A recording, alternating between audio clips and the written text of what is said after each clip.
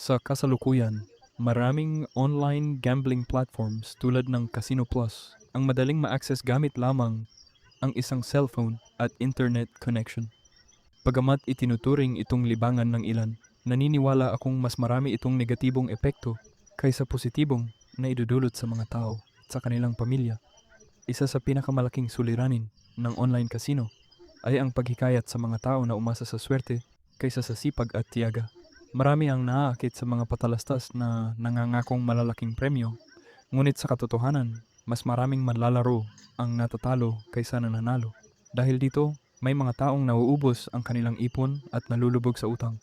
Bukod sa problemang pinansyal, maaari ring maapektuhan ang kalusugan ng isip at ang relasyon sa pamilya. Ang labis na pagsusugal ay maaaring magdulot ng stress, pagkabalisa, at pagkawala ng tiwala ng mga mahal sa buhay. Ang perang dapat sana ay inilalaan para sa pagkain, edukasyon, o iba pang pangangailangan ay nauuwi sa pagsusugal. Hindi masama ang libangan kung ginagawa ng may responsibilidad. Gayunpaman, mahalagang tandaan na ang online gambling ay may kaakibat na panganib.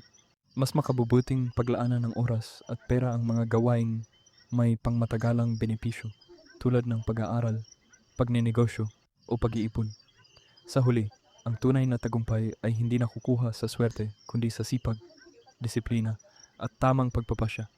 Kaya naman, sa aking pananaw, hindi dapat tangkilikin ang mga online casino tulad ng Casino Plus. Kung ang magiging kapalit nito ay ang kapakanan ng sarili at ng pamilya.